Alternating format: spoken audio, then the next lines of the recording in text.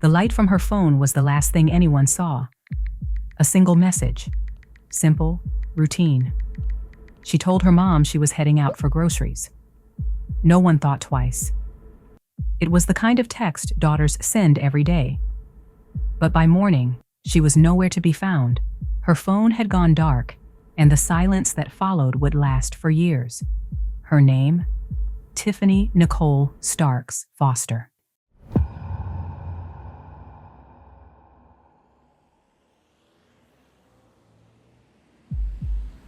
Hey there, and welcome to Sleuthy Express, where the timeline stays tight, the story stays true, and I resist my very strong urge to give you every detail. Here, it's true crime in record time. Well, record time for me, that is. Today's case is one that begins with something completely ordinary, unravels into something no one could have imagined, and ends with questions that still feel impossible to answer. Before we begin, a quick note. This episode includes references to domestic violence and disappearance. Please take care while watching. Now, to understand what happened, we have to return to the moment everything changed. All right, let's go back to where it all began.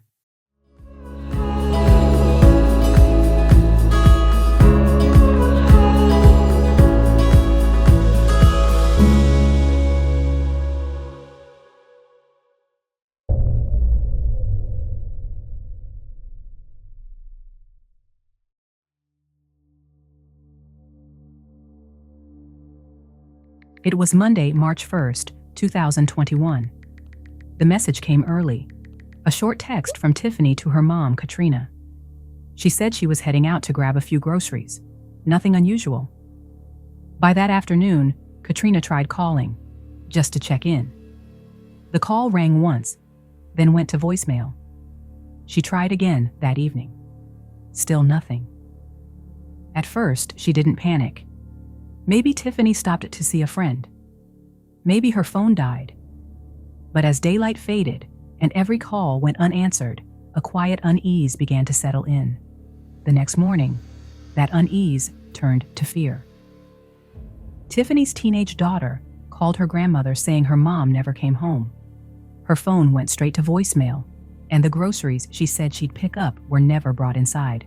Katrina called again, straight to voicemail. Then she called her other daughters, asking if anyone had heard from Tiffany. No one had. They checked social media. Nothing new since her post about dinner at Kobe's the night before. And for Tiffany, that silence was strange. By then, there was only one call left to make, to report her missing. Tiffany was 35, a devoted mother of 3, and the kind of person friends described as dependable, funny, and quietly ambitious. She was studying criminal justice, hoping for a career in law enforcement, one that could give her children the stability she'd always wanted for them. By day, she worked for GardaWorld, a private security company, reporting to the HelloFresh facility each morning. And she was good at it. Disciplined, detail-oriented, proud to wear the uniform. She balanced work, school, and motherhood with a sense of purpose that left little room for herself. But those who knew her said life was finally steady, and things were going too well for her to suddenly walk away. It was March 2nd, and that single call would mark the beginning of a search that would stretch far beyond anything her family could imagine. When the missing person report came in, Coweta County deputies began the usual checks: local hospitals, jails, traffic stops, anything that might show where Tiffany had gone. Nothing. Detectives started calling the people closest to her. Her mom and sisters said they talked to Tiffany almost every day. The last thing anyone remembered was her post about dinner at Kobe's, then that grocery run text to her mom, and silence ever since. As procedure required, investigators turned to the man she lived with, her fiancé, Reginald Robertson. He told them Tiffany left home to run errands and never came back. He said he thought she was fine, maybe just needed space. He even mentioned staying up late, watching the clock, waiting for her to walk through the door. Detectives documented every interview and kept checking each lead. There was still no sign of Tiffany, no calls, no texts after that morning. She missed work, missed school, and even skipped a flight she'd booked to visit a friend in Texas. Reggie told investigators she drove off in her car and never came back. But that story was about to be turned on its head. A few days later came the first real break. A blue 2020 Nissan Altima, matching Tiffany's car, was found parked in a College Park shopping center, 30 miles from home. Inside were her purse, debit card, keys, and Gardaworld security jacket, the kind of things you grab for work and never leave behind. But tucked inside the jacket pocket was her badge. The photo had been defaced, the eyes scratched through with a pen, as if someone wanted to make sure she couldn't look back. It was the kind of detail investigators don't forget, because it suggested something far more sinister than a voluntary disappearance. Surely, she wouldn't have done this to her own ID. It was one of the first clues that this missing person case was crossing the line into something darker. By late March, the search for Tiffany had stretched into its third week. Flyers covered storefronts and gas pumps across Coweta County, each one carrying her face, the same warm smile, the same plea for answers. That's when the Coweta County Sheriff's Office called a press conference, a way to keep Tiffany's name in the headlines and encourage new tips. Her sister stepped forward to speak for the family, asking anyone who'd seen or heard from Tiffany to come forward. She spoke with the kind of composure that comes only from hope, the hope that her sister was still out there somewhere. Standing beside her was Tiffany's fiancé, Reggie. He wasn't scheduled to speak, but when someone asked if he wanted to say a few words, he stepped up to the microphone. His tone was calm, careful, almost flat. He didn't plead. He didn't cry. Each sentence came out slow and deliberate, as if measured before it left his mouth. Detectives in the back of the room took note, because sometimes what's missing in a person's words can say just as much as what's spoken aloud. To the public, it was a plea for help. To investigators, it was the first time they began to wonder if the man standing beside her family already knew she wasn't coming home. After the press conference, detectives went back to the beginning, rechecking phone records, surveillance footage, and every report that had come in since Tiffany vanished. It was tedious work. Hundreds of hours of camera footage from stores, intersections, and parking lots across the county. Then, one frame stopped them cold. Tiffany's blue Nissan Altima, the same car found abandoned in College Park, appeared on video, moving through traffic after she'd already been reported missing. But it wasn't Tiffany behind the wheel. No, to their surprise, it was Reginald Robertson, the man who told detectives she'd driven off in her car and never came back. The footage was the turning point. It didn't tell them what had happened, but it proved that Reggie hadn't told the truth about Tiffany leaving in her car and never returning. Within days, investigators brought him back in for questioning. This time, not as the worried fiancé, but as the last known person to have control of Tiffany's car. His answers didn't settle the questions that were piling up. If anything, they deepened them and confirmed what detectives already suspected. Tiffany hadn't been the one driving her car after all. So, on April 8, 2021, Reginald Robertson was arrested. He was charged with theft by taking, for moving Tiffany's vehicle, and for making false statements to investigators. Publicly, the sheriff's office was cautious. They stopped short of calling him a suspect in Tiffany's disappearance. Privately, detectives knew the case had shifted. They still didn't have Tiffany, but they now had proof that the story he told wasn't the truth. But just 3 days later, he posted bond and walked out of jail, free again, even as detectives kept digging for answers they already feared they knew. A couple of weeks later, as detectives kept re-examining reports, they uncovered something they'd missed the first time around. An old incident buried deep in their own system.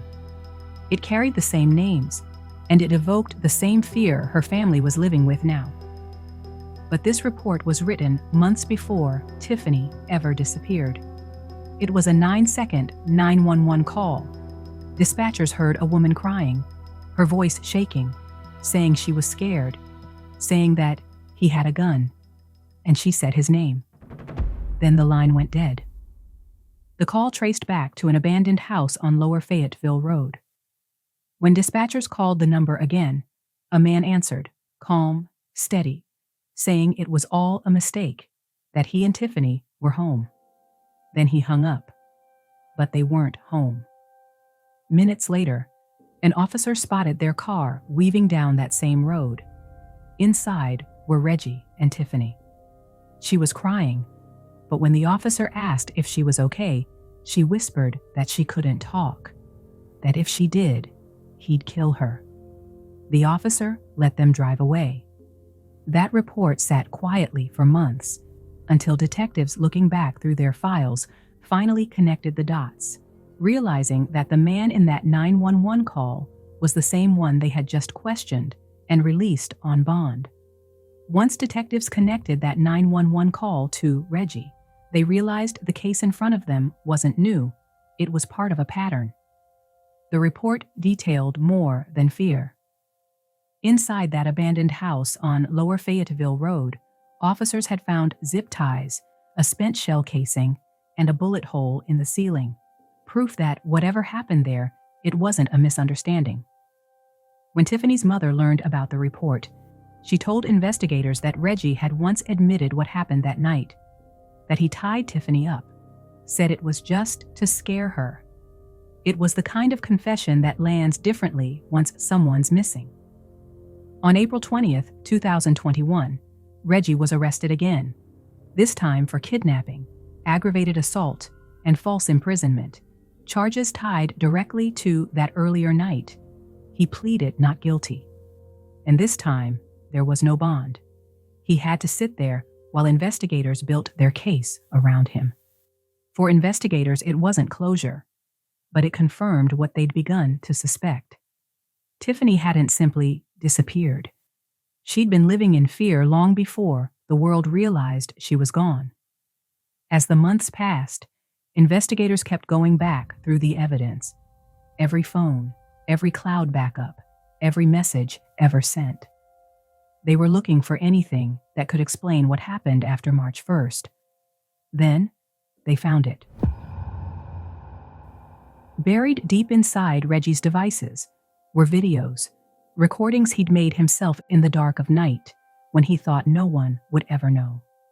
Each one showed Tiffany in moments she never consented to, captured while she was unaware, asleep, or too afraid to move. It was clear proof of his control, power he took without permission, and it erased any lingering doubt about the kind of man he truly was. But the videos weren't the only thing he left behind. There were messages, many of them, and voice notes recorded in the days after Tiffany discovered what he'd done. She had learned that he'd been assaulting her in her sleep. And when she confronted him, instead of remorse, he spent days trying to justify it.